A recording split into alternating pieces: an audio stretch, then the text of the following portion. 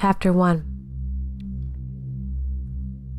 Cool wind runs through my hair as I stand in the ruins of what was once a large and prosperous city. The buildings that used to tower so ominously are now rusted and broken, torn down by war and radiation. The crunch of shattered glass clinks beneath my feet, the sky above a burnt, faded tangerine orange. I move soundlessly through the city, crouched low among the rubble, my face covered by a slender anti-radiation mask. The mutated stink of 100-year-old garbage, waste, and decay infects my nostrils all the same, putrid waves of burning flesh singeing my perception. Still, I stalk my target, striding through the silent, abandoned streets. I keep my eyes on the sky, searching for any sign of flight.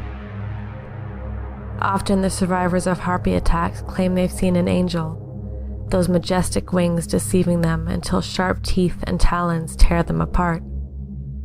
I know better. Finally, I spot my target, a lone female harpy circling the sky above me like a hawk. I aim my crossbow to kill, but she's too quick. As I set loose a bolt, she drops to the ground, landing with a sickening thud.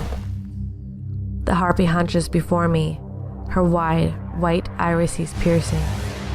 Long and slender, her body shaking, shivering, two huge tawny wings flayed out behind her. Blood stains her hands and claws and lips.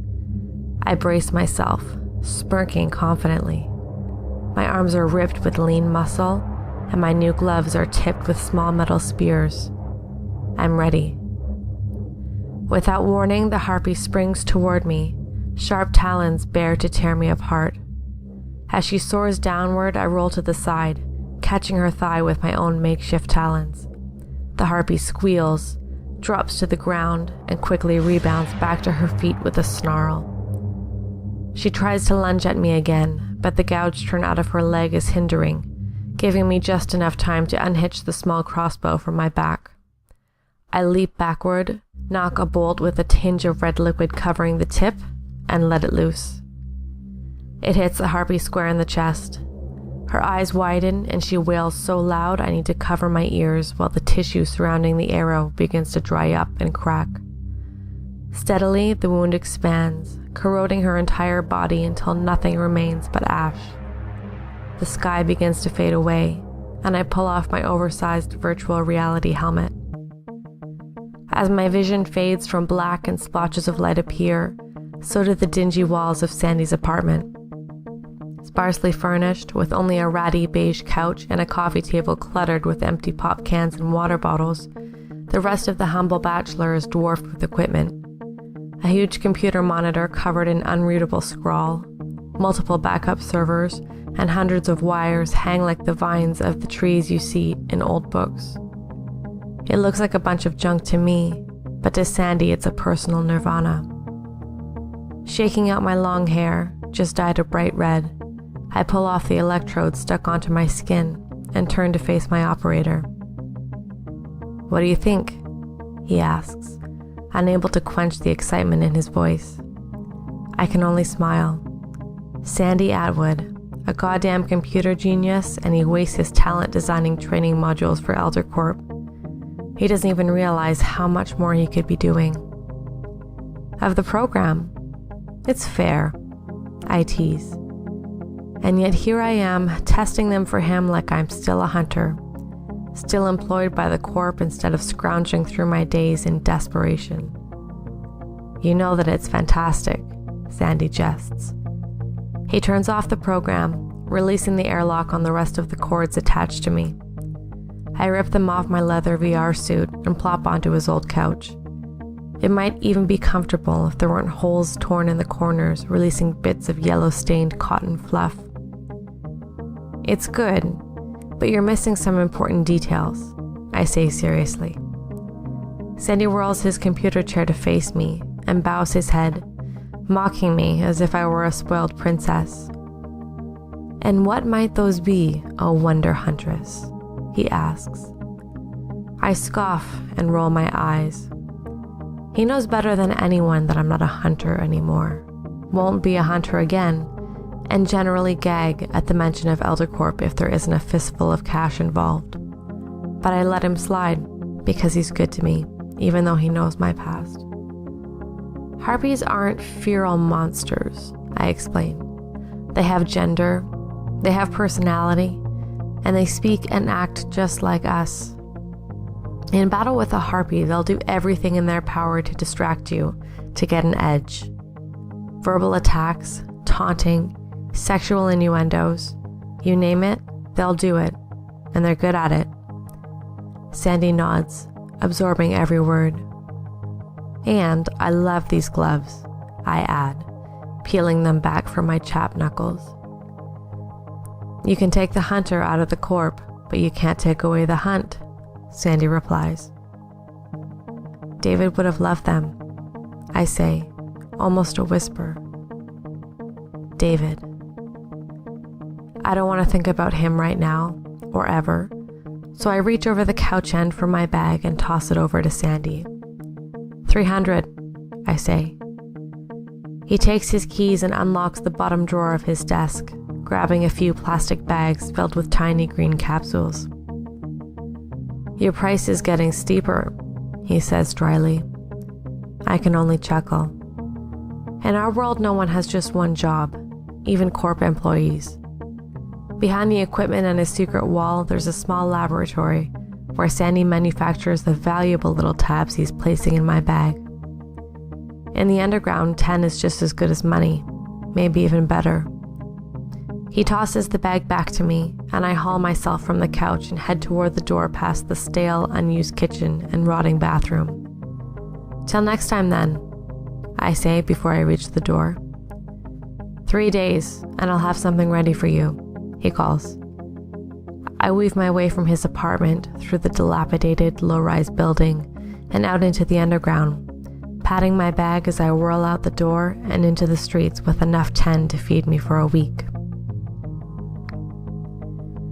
The streets of Icton are usually bustling, but this early in the morning, only the occasional straggler wanders them. The hollow sky mirrors a morning sunrise, the deep violet of night blending with soft pinks and oranges.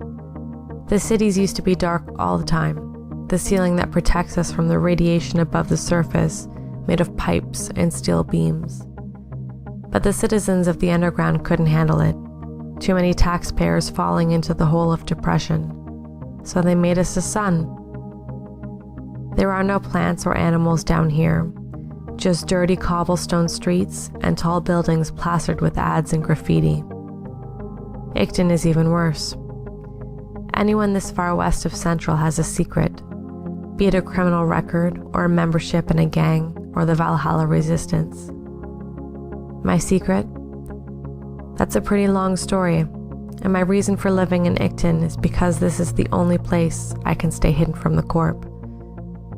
Rupert Alder wouldn't just let one of his ace hunters out of the corp.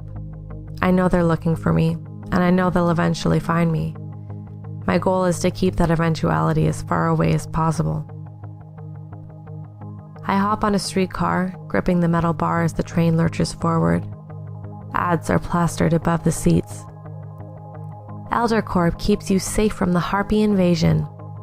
Only underground can you escape the threat of radiation. ElderCorp makes this possible. It goes on. Every facet of my life is filled with reminders that I'll never be free. The train unloads at each stop, adds more, and every block I share with a new group of residents. Most are loudly painted with colorful hair, uneven cuts, tattoos on hands and faces, and piercings of every variety. The rest are low-key, swathed in dark, neutral fabrics, faces hidden and eyes on the sticky floor. My stop is still a few blocks away. I dip my face into my bag and quickly swallow a 10. I'm not usually a user, but today seems as good a day as any to just let it all go. 10 minutes and the outside world fades away. 10 minutes and my life is no longer filled with stress and repressed emotion. There's nothing but the present, nothing but now, and I can't deny how good it feels. The streetcar reaches my stop, and I stand by the back doors until they swing open. Seeing my chance, I rush across the street, avoiding the odd hover car speeding along. My head is foggy as I trudge toward my building, my mind filling with the tunes of old songs and the voices of ghosts I wish would stay dead. My past as a hunter, that rare blood type that had me recruited as a child to serve as a soldier. And David. Always David. People on the street stare at me as I hobble by, and I can't help but wonder if they know who I am and what I've done. What is it that they whisper under their breath or scroll it through their minds? Ex-corp waster? Murderer? It wasn't your fault, my inner self growls. But even I can't convince myself of this. It was my fault. My fault that David's dead. My fault that my family's torn apart. I killed him. I can still see his body withering away, his eyes pleading, whispering unheard words. Stop it, I scream inwardly. I take a deep breath and try to force the image away. But when I close my eyes, it's like he's standing before me. I can smell his deep cologne, feel his hand as he brushes my hair away from my face in that way only brothers can. I open my eyes and we're in our place in the mountains, lying flat on our backs and staring at the stars. The cool breeze wafts the tang of fresh grass and clean air into my nostrils. This was where David always took me when things were rough, or we'd just done a big job and still had blood staining our hands. It was a place to let go of everything in the real world. But I never would have guessed that this place, our place, would be where he'd eventually die.